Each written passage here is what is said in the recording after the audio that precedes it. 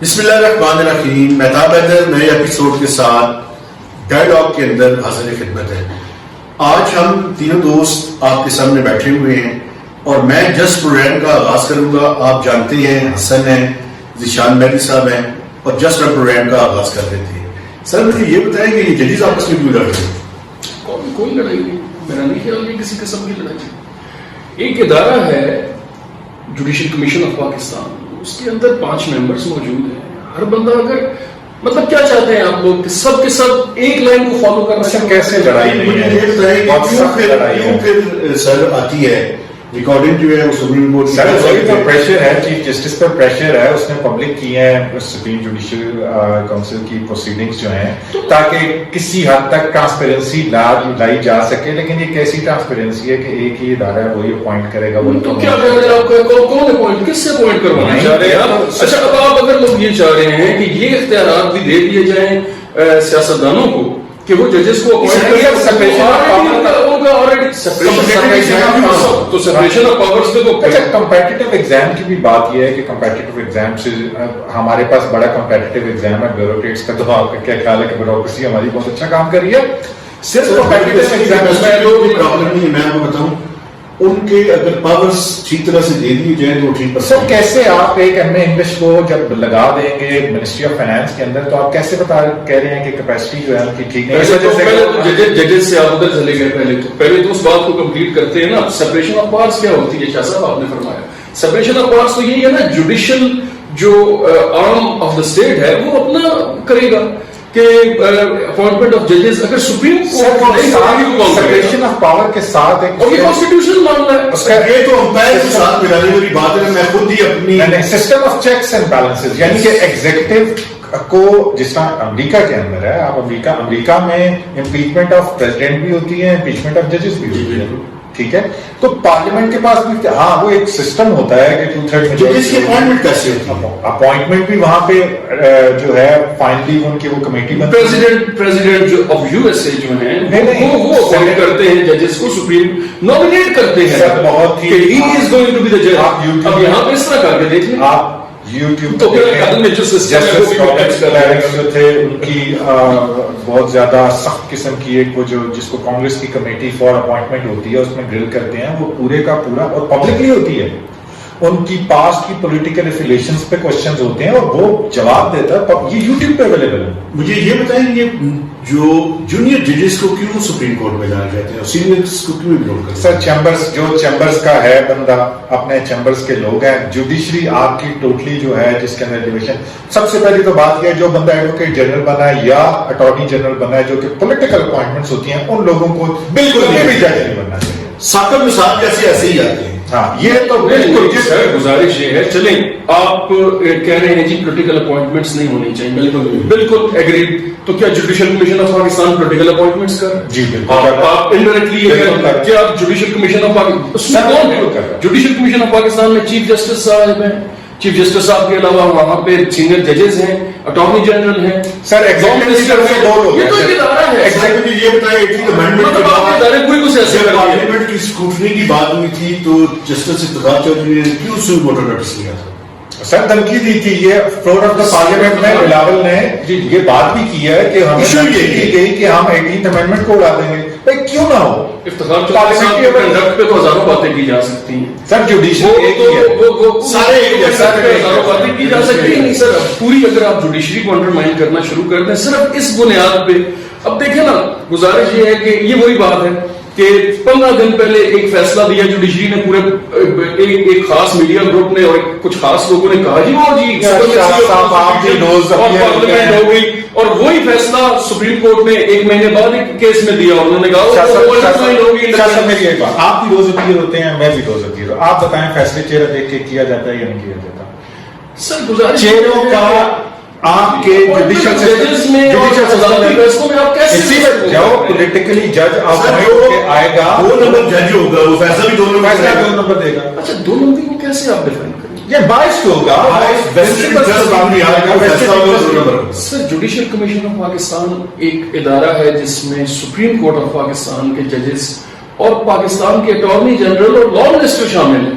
آپ سب کو باعث کہہ رہے ہیں. مطلب مجھے یہ بتائیں, مجھے یہ بات کیسے کیا جاتا ہے؟ جو جج ہے جی ان کا نام کیوں نہیں ہے وہ سینئر ترین جج ہے عطا من اللہ صاحب؟ سر سینئرٹی کو تو ملوث خاطر رکھنا چاہیے. یہ تو سپریم کورٹ کا فیصلہ بھی ہے. سپریم کورٹ کا جو یقیناً اس معاملے میں تو یہ بات کیا جا سکتا ہے. اس پہ بیک آؤٹ نہیں ہے. اس کا مطلب یہ ہے کہ اچھے ججز نہیں چاہیے. نہیں, اچھے ججز چاہیے, لیکن دیکھیے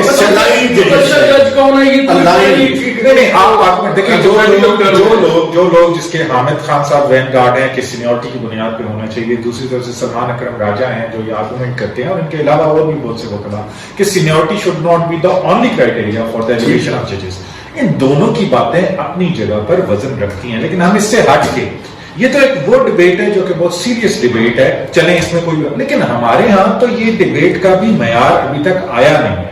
ہمارے ہاں وہی پولیٹیکل اپوائنٹیز ہیں جو کسی نہ کسی پولیٹیکل پارٹی کے ساتھ ایفیلیٹ ہو کے, جب زمانہ وکالت ہوتی ہے یا زمانہ وکالت کے دور میں ہوتے ہیں, ایڈوکیٹ جنرل بنتے ہیں, ڈپٹی اٹارنی جنرل بنتے ہیں, مختلف لیتے ہیں, لیگل ایڈوائزریز لیتے ہیں مختلف اداروں کی, جو سرکاری اداروں کی, تو پولیٹیکل دنیا پہ, اور وہی لوگ پھر ججز بنتے ہیں.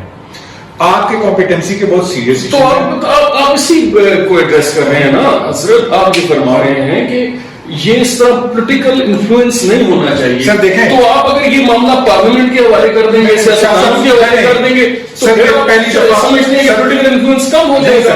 آپ پولیٹیکل انفلوئنس کو بہت زیادہ چیف جسٹس جو ہے, آپ یہ ساری مکمل طور پہ سیاسی کرنے کی, سر اس کے لیے بہت ڈیٹیل کے اندر ڈیلیبریشن ہونی چاہیے, ایک پراپر فریم ورک بننا چاہیے. اس کے اندر کچھ تو یہ جیسے میں نے بتایا کہ پولیٹیکل ایفیلیشن والے لوگ بالکل بھی آگے نہیں آنے چاہیے, پیورلی کمپیٹنس کی بنیاد پہ آنے چاہیے, اور کمپیٹنس کا بھی ایک فریم ورک, ایک ڈیٹیلڈ پبلشڈ فریم ورک ہونا چاہیے جس میں پتا چلے کہ یار اگر ایک جج کا نام آیا ہے تو اس کا جج کس بنیاد پہ نام ہے. سر ویسے میری سجیشن یہ ہے کہ کمپٹیٹیو ایگزام ہو, اس کے بعد جتنی فریم ورک کی باتیں آپ کر رہے ہیں وہ, کیونکہ میں کمپیٹنس کو کس طرح سر لیکن کمپیٹنس ایگزام کے تھرو بھی نہیں آپ رکھ سکتے. یہ ماڈرن اس ٹائم جس کو کہتے ہیں نا پیڈاگوجی جو ہے, وہ exams is not a best solution for judging any competence of any person. نہیں دیکھیں, آپ کو کم از کم یہ تو نہیں ہوگا کہ یہ ججز ماشاءاللہ نہیں. میں آپ کو بتاؤں, مطلب میں ورڈلی نہیں آتی. سر دیکھیں وہ تو بالکل ہی اتر گئے نا, آپ کو تو دیکھیں ہم تو بالکل میں ہائی کورٹ کے ججز کی بات ایسی ہی بات ہے, آپ درست فرما رہے ہیں. انگریزی کا لکھنے کا طریقہ یاد کا نہیں ہے, پھر اس کے بعد آرگومنٹس نہیں کرتے. ہمیں اکثر بہت سی ایسی ججمنٹس آتی ہیں جس میں ہم نے پٹیشن جو کی بھی ہوتی ہے اس میں مدعا اور ہوتا ہے, وہ ججمنٹ کسی اور مدعے پہ دے رہا ہوتا ہے, اور ججز ایسے بنتے ہیں مٹھائیوں کی ٹوکریاں دے کے جج بن جاتے ہیں. سر یقیناً اس میں امپروومنٹ کی تو گنجائش موجود ہے, لیکن جو فلسفی پھر بھی آپ اس کو کر رہے ہیں نا, کہ یقیناً ایک اس قسم کا طبقہ موجود ہے جو یہ کہہ رہا ہے جی کہ یہ پارلیمنٹ کو اختیار دے دیں, پریزیڈنٹ کو دے دیں. یہ کیا لوگ سیاسی نہیں ہیں؟ جو ایم پی ایز جس طریقے سے یہ بن کے آتے ہیں, جس طرح اسمبلیوں میں چور بازاری ہے, یہ بدیال کیا ہے؟ یہ وہی پنجاب فیملی ہے جو شبنم کا ایک کیس ہوا تھا, اور وہ کوئی رشتہ داری کی. میں اس بارے میں دیکھیے ہم پرسنل باتیں نہیں کرتے, لیکن دیکھیے پاکستان کے لوگوں کو پتا ہونا دیکھیں ایک بات ہے, بد کردار فیملی تو اب آپ ایک رشتہ دار کا دوسرے رشتہ دار پہ فکس تو نہیں کر سکتے. نہیں کر نہیں سکتے, لیکن ان کی ایک ہسٹری ہے نا. لیکن دیکھیے یہ ان کے والد جو تھے میرے خیال میں ریٹائرڈ چیف سیکرٹری تھے پنجاب کے. دیکھیں وہ ظاہری بات ہے, رشتہ داروں کا ایک کلین ہوگا, بندیال فیملی ہوگی, بہت بڑا کلین ہوگا, اس میں کیسے کسی کو فکس کیا ایک ہی فیملی میں. آپ کہتے ہیں جی کہ وہ حضرت نوح کا بیٹا جو ہے وہ اس طرف تھا اور حضرت نوح اس طرف تھے, تو دیکھنے والوں کو یہ بھی بتائیں کہ باپ بیٹا بھی دو طرف ہو سکتے ہیں. یہ تو رشتہ داروں پہ دیکھیے, اور وہ کوئی چیف جسٹس صاحب کی اوور آل کمپیٹنسی پہ کولمبیا کے گریجویٹ ہیں, اچھا, اور ان کی اوور آل کمپیٹنسی پہ کسی قسم کا کوئی مسئلہ نہیں. بات یہ نہیں ہے کہ نہیں ٹھیک ہے, لیکن فیور میں آئے خاص سیاسی ایجنڈا رکھنے والے لوگوں کے, جب ڈپٹی اسپیکر کی رولنگ نیشنل اسمبلی میں انہوں نے وائڈ قرار دی تھی تو ایک جشن کا عالم تھا, کچھ خاص نیوز چینلز پہ, کچھ خاص میڈیا پہ, لیکن جب صوبائی اسمبلی کی وہی ڈپٹی اسپیکر کی رولنگ کو انہوں نے ایک مہینے بعد नल एंड वॉइड करार दिया तो एक मातम सफे मातम बच गया। सर, मेरे मतलब ख्याल- आपके फेवर में आए फैसले तो जजेस अच्छे हैं, उनकी अपॉइंटमेंट का तरीका अच्छा है, अजीम जजेस है, रिस्टोरेशन ऑफ जुडिशरी की आपने तहरीकें चलाई हैं, मीडिया पे वो हम देखेंगे वो इतराने लगाए हैं, लेकिन जब वो आपके अगेंस्ट आए तो आपने ये कहना शुरू कर दिया बड़ा जुल्म हो गया। System of check and balance. मीठा मीठा अब कड़वा कड़वा तू। अच्छा मुझे ये बताएं कि अब पॉलिटिकल सिचुएशन क्या होने जा रही है? सर ये देखें ना, पॉलिटिकल सिचुएशन क्या होने जा रही है। एक पार्टी है जिसने इस पूरे मुआशरे को, इस पूरे सोसाइटी को अपने सीनों पे उठा लिया। एक पोलराइजेशन हो गई है, एक सख्ती आ गई है बयानिए के अंदर, लोग आपस में एक दूसरे से नफरत कर रहे हैं, लड़ रहे हैं और किसी इशू पे नहीं लड़ रहे, बल्कि सिर्फ अपनी अपनी ईगो पे लड़ रहे हैं।